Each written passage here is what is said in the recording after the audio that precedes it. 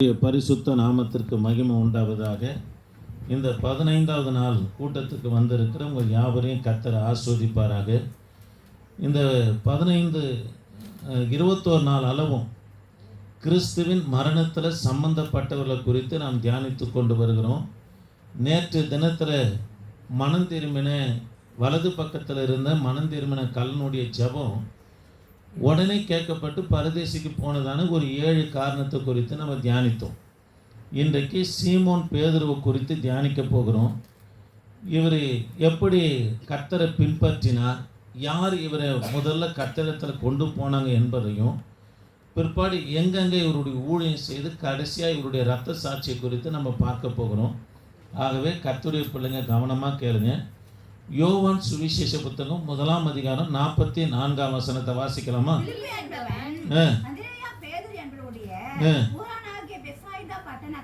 சரி, கவனிக்கலாம். இவருடைய சொந்த ஊர் எந்த ஊருன்னா எல்லாரும் கவனிக்கிறீங்களா? கலீலியாவில் உள்ள பெத்சாய்தா ஊரை சேர்ந்தவர் தான் பேதுரு. அல்லேலூயா. பேதுரு எந்த ஊரு? கலீலியா ஊரை கலீலியாவில் உள்ள பெத்சாய்தா ஊரை சேர்ந்தவர் தான் இந்த பேதுரு. கவனிக்கலாம். இவர் பேதுரை குறித்து நான் பிற்பாடு ஒவ்வொன்றா சொல்லிக்கின்னு வரேன். அதற்கு முன்பதாக ஒரு சில காரியங்களை சொல்கிறேன். பேதுருவை இயேசுவினிடத்தில் கொண்டு சென்றது யாருன்னு சொன்னால் அவருடைய தம்பியாக இருக்கிற அந்திரேயை தான் கொண்டு செல்லுகிறார். தேவ பிள்ளைகளை 12 சீஷரில் 6 பேர் அண்ணன் தம்பிகளாக காணப்பட்டாங்க. யாருன்னா பேதுரு மூத்தவர், அவருடைய தம்பி அந்திரேயா. யோவான் மூத்தவர், அவருடைய தம்பி யாக்கோபு. அவர் தான் அப்போஸ்தலர் நடபடி புஸ்தகம் 12ஆம் அதிகாரத்தில் இரத்த சாட்சியாக மரிக்கிறார். யாக்கோபு அண்ணன், யோவான் யார்? தம்பி தம்பி தம்பி. மத்தேயு பார்த்தீங்கன்னா அண்ணன், அவருடைய தம்பி யாருன்னா சின்ன யாக்கோபு. அப்போ அண்ணன் தம்பி உறவு உள்ளவங்க எத்தனை பேர் இருக்கிறாங்க? சீஷரில் 6 பேர் இருக்கிறாங்க. திரும்ப சொல்லட்டுங்களா? பேதுரு அண்ணன், அந்திரேயா தம்பி. இரத்த சாட்சியாக மரித்த அப்போஸ்தலர் நடபடி புஸ்தகம் 12ஆம் அதிகாரத்தில் சிரசேதம் பண்ணப்பட்ட யாக்கோபு அண்ணன், யோவான் தம்பி. மூன்றாவதாக மத்தேயு அண்ணன், ஆயத்துறையில் வேலை செய்த அண்ணன் மத்தேயு அண்ணன், சின்ன யாக்கோபு தம்பி. மத்தேயுக்கு இன்னொரு பேர் என்னது? லேவி. சரி, கவனிக்கலாம். இந்த பேதுருவை முத இயேசுவினிடத்தில் கொண்டு சென்றது யாருன்னா தம்பி அந்திரேயா தான் கொண்டு செல்லுகிறார். எதனால் கொண்டு செல்லுகிறார்னா, இந்த அந்திரேயா முதல்ல கிறிஸ்துவுக்கு சீஷனாக இல்லை, யோவான் ஸ்நானகனுக்கு சீஷனாக இருக்கும்போது இயேசு கிறிஸ்துவை அடையாளப்படுத்துகிறார். யோவான் ஸ்நானகன், இதோ உலகத்தின் பாவங்களை சுமந்து தீர்க்கிற தேவ ஆட்டுக்குட்டி இவர் தான் அப்படின்னு சொன்ன உடனே பேதுரு தன் அண்ணனாய், அந்திரேயா தன் அண்ணனாக இருக்கிற பேதுருனிடத்தில் ஓடி போயிட்டு, நான் மேசியாவை கண்டேன் வா என்று சொல்லி இயேசுவை பேதுருனிடத்தில் என்ன பண்ண கொண்டு போகிறார். இயேசுவை யார் இடத்துல கொண்டு போகிறாரு? மன்னிக்கணும், பேதுருவை இயேசுவினிடத்தில் என்ன பண்ண கொண்டு போகிறார். யோவான் சுவிசேஷ புத்தகம் 1ஆம் அதிகாரம் 35ஆம் வசனத்தை வாசிக்கலாம். மறுநாளிலே அவருடைய சீஷரில் 2 பேரும் நிற்கும்போது இயேசு நடந்து போகிறதை அவன் கண்டு, இதோ தேவ ஆட்டுக்குட்டி என்றான். அவன் அப்படி சொன்னதை அவ்விரண்டு சீஷரும் கேட்டு இயேசுவுக்கு பின் சென்றார்கள். இயேசு திரும்பி அவர்கள் பின் செல்கிறதை கண்டு, என்ன தேடுகிறீர்கள் என்றார். அதற்கு அவர்கள், ரபி, நீர் எங்கே தங்கி இருக்கிறீர் என்று கேட்டார்கள். போதும். 1:42 வாசிக்கலாம். 42 வாசிக்கலாம். அவனை இயேசுவினிடத்தில் கூட்டிக் கொண்டு வந்தான். இயேசு அவனை பார்த்து, நீ யோனாவின் மகனாகிய சீமோன், நீ கேபா எனப்படுவாய் என்றார். கேபா என்பதற்கு பேதுரு என்று அர்த்தமாம். அல்லேலூயா. சரி, இங்க கவனிக்கலாம். தேவ பிள்ளைகளை, அந்திரேயா தான் பேதுரு இயேசுவினிடத்தில் கூட்டின்னு வந்த உடனே கர்த்தர் பேதுரு பார்த்த உடனே அவரை சொல்றாரு, கேபா என்றது பேதுரு, பாறை என்று பொருளாக இருக்கிறது. சரி, இங்கே கவனிக்கலாம். இவருடைய உண்மையான பெயர் என்னன்னா சீமோன். சீமோன் என்பது கிரேக்க மொழியில் சீமோன் வரும். சிமியோன் என்று சொன்னாலும் சீமோன் என்று சொன்னாலும் ஒரே பெயர் தான். சிமியோன் என்பது எபிரேய மொழியில் வரும். சிமியோன் என்பதற்கு ஒரே அர்த்தம் தான், மணல், நாணல், உறுதியற்ற தன்மை. திரும்பவும் சொல்கிறேன், சீமோன் சிமியோன். சீமோன் என்று சொன்னால் என்ன மொழியில் வருது? கிரீக்கில் வருது. சிமியோன் என்பது எபிரேயத்தில் வருது. ரெண்டுத்துக்கும் ஒரே அர்த்தம் தான், மணல், நாணல், உறுதியற்ற தன்மைன்னு வருது. இப்போ இயேசு கிறிஸ்து இந்த சீமோனை பார்த்த உடனே கேபா என்று பெயர் வைக்கிறார். கேபா என்று சொன்னால் பாறைன்னு அர்த்தம். இது பாறை. இது அராமிக் மொழியில் கேபா என்று சொல்லப்படும். இதே கிரீக்கில் பார்த்தீங்கன்னா பேதுரு என்று வரும், ஆங்கிலத்தில் பீட்டர் என்று வரும். கிரீக்கில் என்ன வருது? பேதுரு. அராமிக் மொழியில் என்னது? கேபா. கவனிப்போம். உறுதி இல்லாத இவரை கர்த்தனவனா பாறையாக உறுதியாக தேவனவனா மாற்றுகிறார். இவருடைய யாருடைய சந்ததியே வந்தவர் என்று சொன்னால், பழைய ஏற்பாட்டில் நினைவுக்கு போக மறுத்ததான யோனாவுடைய சந்தையிலிருந்து வந்தவர் தான் இந்த சீமோன் பேதுரு. இவர் கவனிக்கலாம், தேவ பிள்ளைகளை ஆங்கிலத்தில் இவர் என்னென்னு அழைப்பாங்க? பீட்டர் என்று அழைப்பாங்க. லூக்கா சுவிசேஷ புத்தகம் 1ஆம் அதிகாரம் 1-10 வரைக்கும் வாசித்து பார்ப்போம்னா, பேதுரு கெனசரத் கடலில் மீன் வலையை அலசி கொண்டு இருக்கும்போது, நீங்கள் வாசித்தது தானே வேகமாக? லூக்கா சுவிசேஷ புத்தகம் 1ஆம் அதிகாரம் 1-10.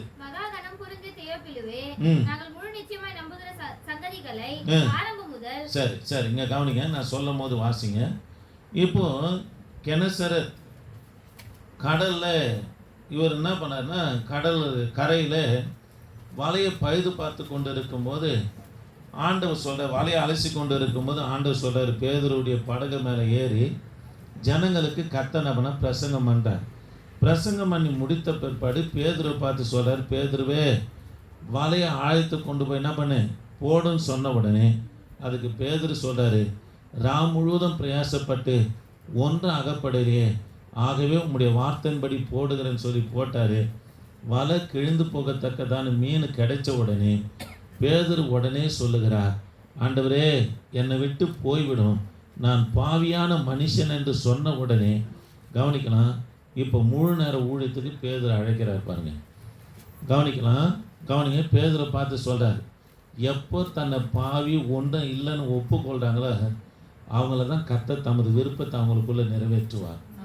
பாருங்க ஏமா, இங்கே கவனிங்க, ஒளிவு மறைவு கர்த்தருக்குள்ளே இருக்கக்கூடாது. எப்போ உங்களை தாழ்த்து கர்த்தருடைய சமூகத்துக்கு கொண்டு போகிறீங்களோ அப்போ தான் கர்த்தர் என்ன பண்ணணும்னா உங்களை பயன்படுத்துவார், தம்முடைய விருப்பத்தை உங்களிடத்துல நிறைவேற்றுவார். காலையில் கூட ஒரு சாட்சி சொன்னேன். ஒரு ஊழியக்காருக்கு பலவீனம் ஆயிடுச்சு உடம்பு. அப்போது பக்கத்தில் இருக்கிற அந்த பக்கத்து சபை, அந்த பைபிள் காலேஜிலேருந்து பக்கத்து சபை, அந்த சபையில் இருக்கிற ஊழியக்கார் பலவீனம் ஆகிட்டார். 21 பேர் இருக்கிற அந்த பைபிள் காலேஜில் முதல் மாணவன் நல்லா பிரசங்கம் பண்ணுவான், நல்லா பாட்டு பாடுவான், நல்லா ஆராதனை செய்கிற அவர். அப்போ அந்த அம்மா என்ன பண்ணிக்கிறான், அந்த பாஸ்டர் அம்மா அந்த பைபிள் காலேஜ் அணுகி, ஐயா யாருன்னா நல்ல பிரசங்கியாராக இருந்தால் ஸ்டூடெண்ட்டாக இருந்தால் அனுப்புங்க, எங்கள் வீட்டுக்கார் பலவீனமாக இருக்கிறாருன்னு சொன்னோன்னே முதல் மாணவன் எல்லாத்துலேயும் தேர்ச்சி பெற்றவன் அவனை அனுப்புகிறேன்னு சொன்னோடனே இவர் எப்படி தெரியுமா ஏறினார் ஸ்டேஜ் மேலே, தாலியை நிமித்துக்குன்னு ஏறினார். நான் தான் முதல் மாணவன். நல்லா ப்ரிப்பேர் பண்ணி ஜெபம் பண்ணிட்டு தான் போனார். வார்த்தை ஒன்று கூட வெளிப்படலை, வளர்றாரு பாருங்கள். இறங்கும் போது தலை குனிந்து இறங்கினார்.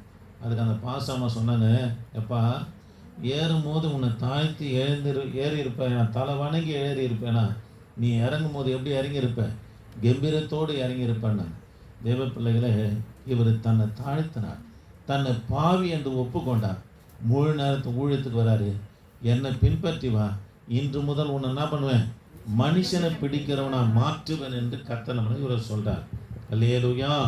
சரி கவனிக்கலாம். இயேசுவுக்கு மிகவும் நெருக்கமாக இருந்த சீஷர்கள் 3 பேர். யாருன்னா பேதுரு, யோவான், யாக்கோபு. லூக்கா சுவிசேஷ புத்தகம் 8ஆம் அதிகாரம் 51ஆம் வசனத்தை நீங்கள் வாசித்து பார்ப்பீங்கன்னா, ஜெபாலய தலைவன் பெண் மரித்த போது வீட்டுக்குள்ளே 3 பேரை கொண்டு போகிறார். யார்? பேதுரு, யோவான், யாக்கோபை கொண்டு போகிறார். மத்தேயு சுவிசேஷ புத்தகம் 17ஆம் அதிகாரம் 1ஆம் வசனத்தை நீங்கள் வாசித்து பார்ப்பீங்கன்னா, மறுரூப மலைக்கு போகும்போது யாரை கூட்டின்னு போகிறாரு? பேதுரு, யாக்கோபு, யோவானை கூட்டின்னு போகிறார். கெச்சமன தோட்டம் மத்தேயு சுவிசேஷ புத்தகம் 26ஆம் அதிகாரம் 36லேருந்து 37 வரைக்கும் வாசித்து பார்ப்பனா, கெச்சமன தோட்டத்திற்கு போகும்போதும் ஜெபிக்க போகும்போதும் இந்த 3 பேரை தான் நம்மனா கர்த்தர் கூட்டி கொண்டு போகிறார். ஆமே. அவ்வளோ நெருக்கமானவர் யாருன்னா இந்த பேதுருவாக இருந்தார். சரி, இவரை குறித்து தான் பார்க்க போகிறோம். இவர் யாருடைய சந்ததி? பழைய ஏற்பாட்டு தீர்க்கதரிசியாக இருக்கிற யோனாவுடைய சந்தையிலிருந்து வந்தவர் தான் இந்த பேதுரு. இந்த பேதுரு கவனிங்க தேவ பிள்ளைகளை, ஒன்று கர்த்தரத்தில் தன்னை தாழ்த்தினார். ரெண்டாவது மத்தேயு சுவிசேஷ புத்தகம் 16ஆம் அதிகாரத்தை நீங்கள் வாசித்து பாருன்னா தேவ வெளிப்பாடு பெற்றவர். எல்லாரும் கேட்குறாங்க, என்னை யாருன்னு சொல்கிறாங்க. 12 சீசனும் ஒவ்வொரு காரியத்தை சொல்கிறாங்க. அதுக்கு பேதுரு சொல்கிறாரு, நீ ஜீவனுள்ள தேவனுடைய குமாரனாகிய கிறிஸ்து. சீமோன் பேதுரு, உனக்கு ரத்தமும் மாம்சம் வெளிப்படுத்தலை, என் பிதாவே வெளிப்படுத்தினார் என்று சொல்கிறார். யார் தன்னை தாழ்த்துறாங்களோ, வெளிப்பாடோடு ஊழியம் செய்கிறார்களோ, அவங்கள கர்த்தர் விசேஷமாக நடத்துவாருங்க. ஆமாங்க, நமக்கு ஒரு வெளிப்பாடு இருக்கணும். நம்முடைய ஊழியத்தை குறித்து, பிள்ளைகளை குறித்து, குடும்பத்தை குறித்து, ஊரை குறித்து, நம்ம குறித்து ஒரு தரிசனம், ஒரு வெளிப்பாடு இருந்தால் தான் நீங்கள் சரியாக பயணிக்க முடியும். வெளிப்பாடு இல்லைன்னா நம்முடைய வாழ்க்கையும் சரி ஊழியம் சரி தாறுமாறாக இருக்கும். ஒரு வெளிப்பாடோடு கர்த்தருடைய பிள்ளைங்க நான் பண்ண போகணும். ஆமே. சரி, கவனிக்கலாம், கர்த்தருடைய வார்த்தையை கவனிக்கலாம். இவர் யாருடைய சந்ததின்னு சொன்னேன்? இவர் எப்படி ஊழியம் செய்தார், எப்படி முடித்தார் என்று பார்க்கலாம். யோனாவுடைய சந்தையிலிருந்து வந்தவர் தான் இந்த பேதுரு. இவர் 8 வயதிலே கடலில் குதித்து மீன் பிடித்தவர். 17 வயதில் மீன் வலையெல்லாம் பழுது பார்த்து கட்டுகிறத ஆயிட்டார். 21 வயதில் நல்ல தேர்ச்சியான மீனவனாக காணப்பட்டார். ஆனால் பேதுரு யாருன்னா ஒரு முரடன். ஒரு குப்பத்தில் மீன் பிடிக்க மாட்டார். மீன் பிடிப்பார், எதனா சொன்னால் போடான்னு சொல்லி அந்த குப்பத்தை விட்டு வேறொரு குப்பத்தில் போய் மீன் பிடிப்பார். ஆகவே தான் மத்தேயு சுவிசேஷ புத்தகம் 21ஆம் அதிகாரத்தில் கர்த்தர் சொல்கிறாரு, இஷ்டமான இடத்துல நீ உனக்கு இஷ்டமான இடத்துல நீ அலைந்து திரிகிறார். முதிர் வயதான போது உனக்கு பிரியமில்லாத இடத்துல என்ன பண்ணுவாங்க? கொண்டு போவார்கள் என்று சொல்லி மத்தேயு சுவிசேஷ புத்தகம் 21ஆம் அதிகாரத்தில் நம்ம சொல்கிறார். சரி, கவனிக்கலாம். கப்பர்நகூமில் இவருடைய மாமியாருடைய வீடு என்னன்னா இருக்குது. அந்த மாமியாருடைய வீடு தான் பேதுருடைய வீடாக காணப்பட்டது. அந்த வீட்டில் கவனிக்கலாம், இப்போ கண்டுபிடிச்சாங்க கிபி 352 2 மீன் வலை, 2 கோடாரெலாம் கண்டெடுக்கப்பட்டு அது யார் வீடுன்னு சொல்லி பார்த்தாங்கன்னா கப்பர்நகூம்ல இது பேதுருடைய வீடு என்று கண்டு அந்த வீட்டுக்கு மேலே ஒரு பெரிய ஆலயத்தை நம்ம கட்டி வைத்திருக்கிறாங்க. சரி, கவனிக்கலாம். பேதுரு பார்ப்பதற்கு எப்படி இருப்பான்னா முரடனாக இருப்பான். தலைமுடி சுருளாக இருக்கும். கண்ணு சிவப்பாகவே இருந்தது. காரணம் என்னன்னா, இவர் ஏற்கனவே கண்ணு சிவப்பாக இருக்காது. சீசனாக ஆவதற்கு முன்னே சீசனாக இருக்கும் போதெல்லாம் சிவப்பாக இருக்காது. எப்போ கர்த்தரை மறுதளித்தாரோ அதிலிருந்து இவருடைய கண்ணு நம்மனா சிவப்பாகவே இருந்தது. காரணம் என்னன்னா, கர்த்தரை மறுதளிச்சாரு பாருங்க. எப்பெல்லாம் சேவல் கூவும் அப்போல்லாம் ஓன்னு அழிவார். இவர் போகும்போது வாலிபர்லாம் சேவல் சொல்லி கூவி நம்மனா பரியாசம் பண்ணும்போது அழுது கொண்டே இருந்ததுனால எப்போதும் இவருடைய கண் எப்படி இருக்குன்னா சிவப்பாகவே இருந்தது. பாருங்க, 37 வருஷம் நம்மனா அழுது கொண்டே கர்த்தருடைய ஊழியத்தை இவர் செய்தார். அதுக்கு முன்பதாக இன்னொரு காரியத்தையும் சொல்லிடுறேன். கவனிக்கலாம். கர்த்தருடைய வார்த்தையை கவனிக்கலாம். பேதுரு லூக்கா சுவிசேஷ புத்தகம் 22 45லேருந்து 46 வரைக்கும், 42லேருந்து 46 வரைக்கும் இவர் நித்திரை பண்ணிக்கின்னு இருந்தார்னு சொல்லி பார்க்குறோம். அதே லூக்கா சுவிசேஷ புத்தகம் 22:50 மல்குஷ் காதனவனை வெற்றினார். அதே 22 லூக்கா 22:54 வாசித்து பார்ப்போம்னா இயேசுவோடு செல்லாமல் தூரத்தில் சென்றார் என்று சொல்லி பார்க்கும். அதே லூக்கா சுவிசேஷ புத்தகம் 22:55 சத்துருக்கள் நடுவில் என்ன பண்ணால் உட்கார்ந்தார். ஆகவே தான் இயேசு கிறிஸ்து என்ன பண்ணா 3 முறை அவனை மறுதலித்தார். ஆமென். கவனிக்கலாம். முறை லூக்கா 2ஆம் அதிகாரம் 58ஆம் வசனத்தில் முறை மறுதலிக்கிறார் பாருங்க. வாசிங்கம்மா. லூக்கா 22:58. எந்தெந்த இடத்துல மறுதலித்தார்னு உங்களுக்கு சொல்லியிருக்கிறேன். ஆண்டவருக்கு எத்தனை இடத்துல விசாரணை நடந்தது? 6 இடத்துல விசாரணை நடந்தது. விசாரணை அண்ணா, பிரதான ஆசாரனாக இருந்த அண்ணா, ஓய்வு பெற்ற அண்ணாவுடைய வீட்டில் தான் முறை பேதுரு என்ன பண்ண மறுதலிக்கிறார். 2வது மறுதலிப்பு பிரதான ஆசாரனாக இருக்கிற காய்பாவுடைய இல்லத்தில் 2வது விசாரணை நடக்கும்போது 2 முறை மறுதலிக்குது. கூவின உடனே நினைவு கூறப்பட்டு யார் மனம் திரும்புகிறாரு? பேதுரு மனம் திரும்புகிறத பார்க்கிறோம். சரி, கவனிக்கலாம். 22:58 தன்னை மறுதலித்தார் பாருங்க. கொஞ்சம் வாசிக்கலாம். வேறொருவன் 2வது முறை மறுதலிக்கிறது. வேறொருவன் அவனை கண்டு பாருங்க, நான் அல்ல, தன்னையே மறுதலிக்கிறார் பாருங்க. இயேசு மறுதலித்தது மாத்திரம் இல்லை, 3 முறை தன்னையே மறுதலிக்கிறார். நான் அல்ல என்றார். 60ஆம் வசனத்தில் சத்தியத்தை நபனா மறுதலிக்கிறார். சேவல் கூவுது, மனம் கசந்து அழுதாரு, பாவத்தை அறிக்கையிட்டாரு. அப்போஸ்தலர் நடபடி புஸ்தகம் 2ஆம் அதிகாரத்தில் பரிசுத்த ஆவினால் நிரப்பப்பட்டு வல்லமையான ஊழியத்தை யார் செய்கிறார்னா பேதுரு செய்தார். ஆமென். அல்லேலூயா. சரி, கவனிக்கலாம். இவர் எத்தனை வருஷம் ஊழியம் செய்தார்?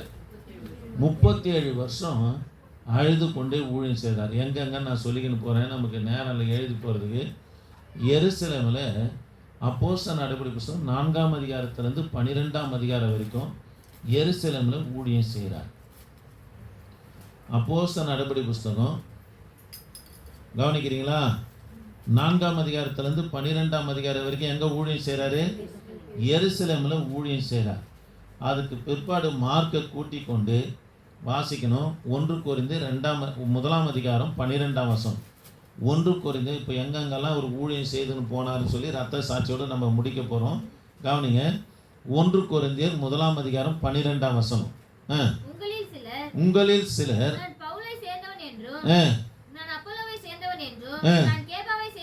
சரி போதும். 4ஆம் அதிகாரத்திலேருந்து 12ஆம் அதிகாரம் வரைக்கும் எருசலேமில் ஊழியம் செய்கிறார்.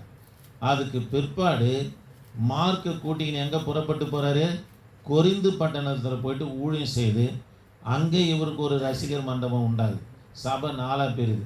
அதனால தான் பவுல் சொல்கிறார், ஒருவன் கேபாவை சார்ந்தவன், ஒருத்தன் அப்போலோவை சார்ந்தவன், ஒருத்தன் பவுலை சார்ந்தவன், வேறு சிலர் கர்த்தரையே சார்ந்து இருக்கிறாங்கன்னு சொல்லி 4 பிரிவாக சபை ஆனது. எருசலேமில் ஊழியம் செய்துட்டு பிற்பாடு எங்கே புறப்பட்டு போகிறாரு? கொரிந்து பட்டணத்துக்கு போகிறார். பேதுரு எபிரேய மொழி தான் பேசுவார். எபிரேய மொழி எப்படி பேசுவார்னா கிராம ஸ்லாங்கில் தான் பேசுவார். அவருடைய பேச்சை எல்லாம் விரும்புவாங்க. ஒரு பட்டிக்கடம் பேசுவான் தெரியுங்களா, ஒரு மாதிரி ஈத்து, அது மாதிரி. ஏன்னா படிப்பறிவு இல்லாதவர், இவர் பேசுகிறது எல்லாருக்கும் நம்மனா பிடிக்கும். பேதுருடைய நிழல்பட்டு எல்லாரும் சுகமானாங்க. பேதுருடைய ஊழியத்தில் எல்லாருக்கும் சுகம் கிடைத்தது. பேதுரு அந்த அளவுக்கு ஊக்கமாக ஜெபிக்க ஆரம்பித்தார். ஆமென். சரி, இப்போ எங்கே ஊழியம் செய்கிறாரு? இப்போது கொரிந்து பட்டணத்துலேருந்து எங்கே போகிறான்னா கிபி 33லேருந்து 40 வரைக்கும், கிபி 33லேருந்து 40 வரைக்கும் அந்தியோகியாவில் போயிட்டு 7 வருஷம் சபைக்கு போதகராக பணியேற்றார். 3வது காரியம், அந்தியோகியாவில் போயிட்டு கிபி 33லேருந்து 40 வரைக்கும் 7 வருஷம் போதகராக பணி செய்கிறார். பிலிப்பியருக்கு எழுதின நிருபம் 4ஆம் அதிகாரம் 2ஆம் வசனத்தை வாசிக்கலாம். பிலிப்பு அடுத்தது 4வது காரியம், பிலிப்பு சபையில் போயிட்டு அங்கே என்ன செய்கிறார் பாருங்க. பிலிப்பு பட்டணத்தை போயிட்டு 4வது பிலிப்பு பட்டணத்துக்கு போகிறார். 4:2 பிலிப்பியருக்கு எழுதின நிருபம் 4:2 ஒரே சிந்தையா இருக்கு. என்ன வாசிக்குமா? எயோதியால் சரி, கவனிக்கலாம். இந்த எயோதியால குறித்து ஒரு காரியம் சொல்லிட்டு போகிறேன். இந்த எயோதியாளுடைய கணவர் பெயர் வேதத்தில் கொடுக்கப்படலை, ஆனால் ரட்சிக்கப்படாதவராக இருந்தார். இவர் ஒரு பிஸ்னஸ் மேன். அந்தியோகியா பட்டணத்தில் நல்ல பிஸ்னஸ் பண்ணார். பேதுருடைய ஊழியத்தில் தான் இவங்க கணவர் தொடப்பட்டு பாருங்க சபைக்கு வந்தார். அதுக்கு பிற்பாடு பேதுரு அந்த சபையை யார் இடத்துல கொடுக்குறாருன்னா எதியாளுடைய, அதை வாசிங்கம்மா, எயோதியாளுடைய கணவர் இடத்துல சபையை கொடுத்துட்டு 5வதாக எங்கே புறப்பட்டு போகிறார்னா பாபிலோனுக்கு புறப்பட்டு போகிறார். பாபிலோனில் 12 வருஷம் கடுமையாக ஊழியம் செய்கிறாரு. பாபிலோனில் 12 வருஷம் கடுமையாக ஊழியம் செய்து சபையை ஸ்தாபித்து மார்க்கின் இடத்துல சபையை கொடுத்துட்டு பிரிட்டன் இங்கிலாந்துக்கு புறப்பட்டு போகிறார். எங்கே புறப்பட்டு போகிறாரு சொல்லுங்களேன். சரி, முதல்ல எங்கேருந்து வந்தார் நீங்கள் தான் சொல்லணும். முதல் எங்கே ஊழியம் ஸ்டார்ட் ஆகுது? அப்புறம்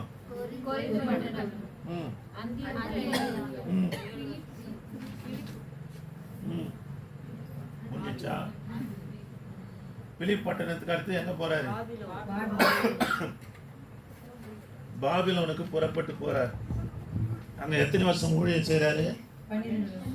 12 வருஷம் கடுமையா ஊழியம் செய்து சபையை ஸ்தாபித்து அந்த சபையை யார் இடத்துல கொடுக்குறாருன்னா மார்க் இடத்துல கொடுத்துட்டு பிரிட்டனுக்கு புறப்பட்டு போகிறார். அங்கே வல்லமையாக ஊழியம் செய்கிறாரு. அங்கே ஒரு சபையை ஸ்தாபிக்கிறாரு. பிரிட்டனில் போயிட்டு சொந்தமாக இடம் வாங்கி ஒரு சபையை கட்டி அந்த இடத்துல ஸ்ட்ராங்காக ஊழியம் செய்கிறாரு. பிரிட்டன் இங்கிலாந்தில் இருக்கிற ராஜகுலத்தை சேர்ந்தவங்களாம் ரட்சிக்கப்படுறாங்க. அங்கே ரொம்ப வைராக்கியமாக பேதுரு ஊழியம் செய்கிறார். பேதுரு ஊழியம் செய்யும்போது யாரெல்லாம் ரட்சிக்கப்படுறது? ராஜகுலத்தை சேர்ந்தவங்களாம் ரட்சிக்கப்பட்டு சபைக்கு வராங்க. இவங்களை எல்லாரையும் பேதுரு எப்படி உட்கார வச்சார்னா சமமாக தான் உட்கார வச்சார்.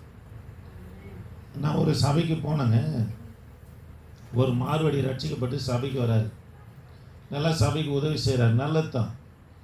ஆனால் பாஸ்ட்டு ஃபுல்பிட்டில் இருந்த பாஸ்ட் அவருடைய ஃபேட் கார் வந்து வாசலில் நிற்கிது. ஓடி போயிட்டு ஆராதனை நிறுத்திட்டு ஓடி போயிட்டு ஐயா சோத்திரம் ஐயா வாங்கியான்ட்டு அப்படியே குனிஞ்ச தலையோடு பின்னாடியே வர வச்சு சேரில் உட்கார வச்சார். இது ரொம்ப நாளைக்கு நிலைக்காதுன்னு உண்மையாலுமே சொல்கிறேன். அவர் வந்து உக்காஞ்சி கர்த்தருடைய வார்த்தை கேட்டு போயிருந்தவர் அந்த மாரடி கடைசி வரைக்கும் ஆண்டவருக்குள்ளே இருந்திருப்பார். அவர் வரும்போது போயிட்டு இப்படி ஸ்தோத்திரம் பண்ணிட்டு அப்படி பின்னாடியே ஒரு பாஸ்ட்டு தலை குஞ்சிக்கணும். அப்புறம் அந்த மாரடி பின்வாங்கியே போயிட்டான். யாருக்குமே சபையில் முக்கியத்துவம் கொடுக்கக்கூடாது, கர்த்தருக்கு மட்டும்தான் கொடுக்கணும்.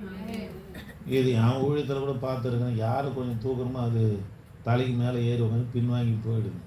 தேவ பிள்ளைகளை கவனிங்க, கர்த்தருடைய வார்த்தையை கவனிங்க, கர்த்தருடைய வார்த்தையை கவனிங்க. பேதுரு ஸ்ட்ராங்காக ஊழியம் செய்யலாம். ராஜகுலத்தை சேர்ந்தவங்க தான், பாமர மக்கள் தான் வராங்க. எல்லோரும் ஒரே சரிசமமாக உட்கார வச்சு ஸ்ட்ராங்காக கர்த்தருடைய ஊழியத்தை பிரிட்டனில் யார் செய்யுது? பேதுரு செய்தார். கிபி 43 திரும்ப பேதுரு எங்கே புறப்பட்டு போகிறான்னா பாபிலோனுக்கு புறப்பட்டு போகிறார். சரி, மன்னிக்கணும்.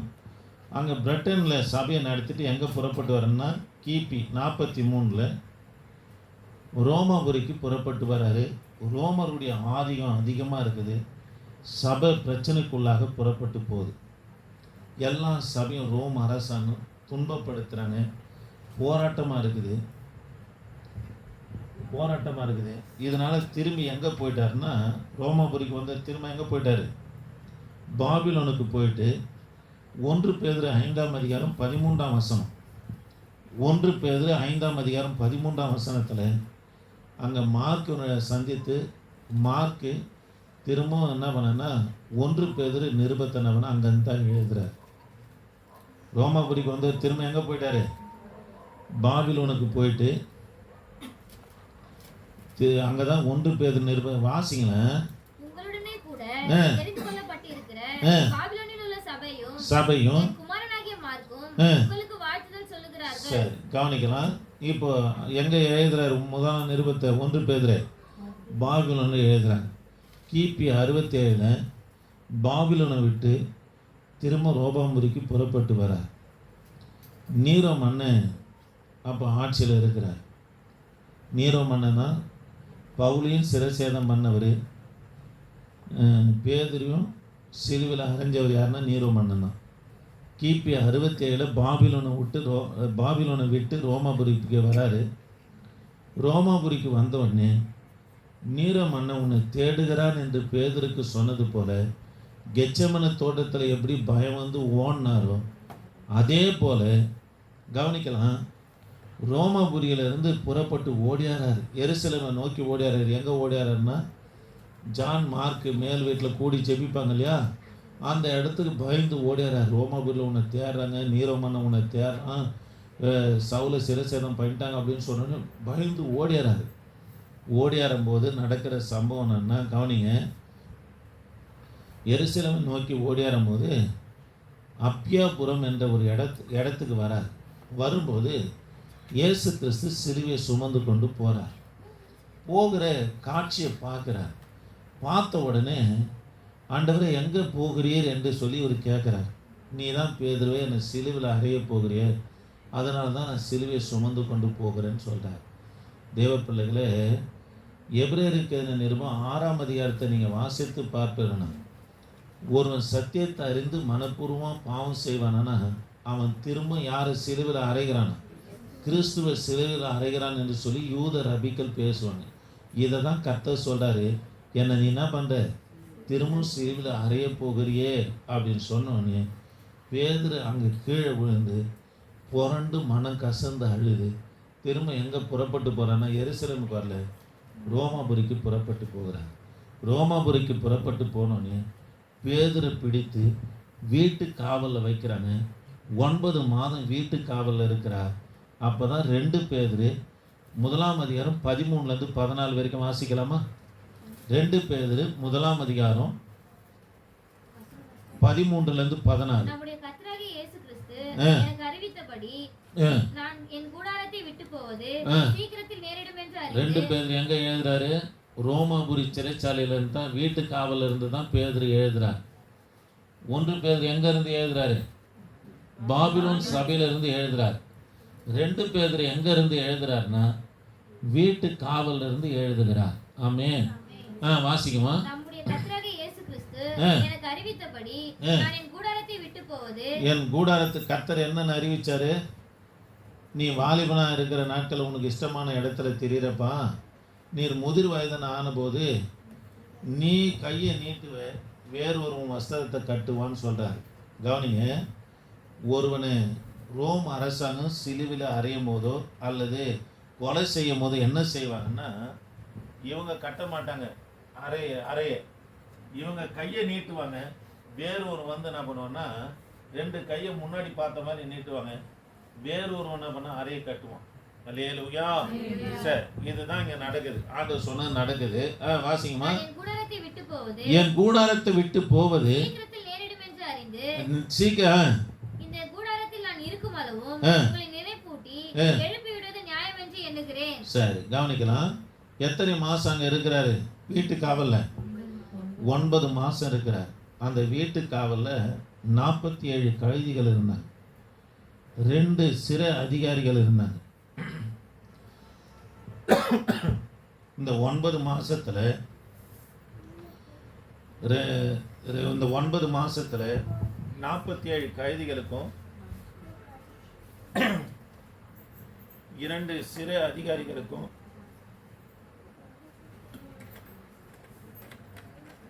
பேதுரு ஞானஸ்நானம் கொடுத்தார். மனம் திரும்பிட்டாங்க. எத்தனை கைதிகள் இருந்தாங்க? 47 கைதிகளும் 2 சிறை அதிகாரிகளும் தேவனுக்குள்ளே வந்தாங்க. 9 மாதத்தில் இவங்க எல்லாருக்கும் என்ன பண்ணார்? ஞானஸ்தானம் கொடுத்துட்டார். நம்மளாம் இருந்தால் கர்த்தரை மறுதளிக்கை செஞ்சுட்டு இருப்போம். என்ன கொண்டு வந்து சிறையில் போட்டானே, நான் எப்படி ஜெயிச்சோம் ஊழியம் செய்யணும் கேட்டவங்க, இவனுக்கே இந்த பாடு, நம்ம ஏற்றுக்கணும் என்ன பாடுங்க ஓடி போகணும். ஆனால் பேதுரு இங்கே தம்முடைய அங்கே எங்கே கர்த்தர் நம்மளை வைக்கிறார் அங்கே ஊழியம் செய்யணுங்க. போனார். 47 பேரும் 2 சிறைச்சாலை அதிகாரிகளுக்கும் ஞானஸ்தானம் கொடுக்குறாரு. விசாரணையில் நீரோ மன்னன் சொல்கிறாரு, இவர் என்ன பண்ணுங்க, அது தலைக்கீழே மன்னிக்கணும், இவர் சிலுவையில் அறைங்கள் என்று சொன்ன உடனே பேதுரு சொல்கிறாரு, என்னை ஏன் தலைகீழ சிலுவையில் அறையிறீங்க? பரிசுத்தவானாகிய இயேசு கிறிஸ்து சிலுவையில் அறைகிறது போல என்னை அறையாதீங்க, என்னை தலைகீழ சிலுவையில் அறைங்கன்னு சொல்லி மரணத்தை கேட்டு வாங்கினவர் யாருன்னு சொன்னால் பேதுரு வாங்கினார். ஆமென். பாருங்க, திபே ஆற்றங்கரையில் வடிக்கன் என்ற ஒரு இடத்துல மலை உச்சியில் தான் தலை கீழே இவரை சிலுவையில் அரைஞ்சினவனா கொலை செய்தாங்க. திரும்ப சொல்லிட்டுங்களா? திரும்ப சொல்லிட்டுங்களான்னு கேட்குறேன். கவனிக்கலாம். பேதுருவே சிலுவையில் அறையிறாங்க. பேதுரு சொல்கிறாரு, என்ன பண்ணுங்க, தலை கீழே சிலுவையில் அறைங்க. எங்கே சிலுவையில் அரைஞ்சாங்கன்னா திபே ஆற்றங்கரை வடிக்கன் என்கின்ற பர்வதம், ஒரு சின்ன பர்வதம், ஒரு சின்ன குன்று, அந்த உச்சி மலையில் வச்சு தலை கீழே யாரை சிலுவையில் அரைஞ்சாங்கன்னா பேதுருவே சிலுவையில் அரைஞ்சாங்க. அல்லேலூயா. கவனிக்கலாம். எங்கேயோ துவங்கின வாழ்க்கை வருது, கர்த்தருக்குள்ள ரத்த சாட்சியாக மறிக்கிற ஒரு சாக்கியத்தை யார் கொடுக்குறாரு? ஆண்டவர் பேதுருக்கு கொடுக்குறார்.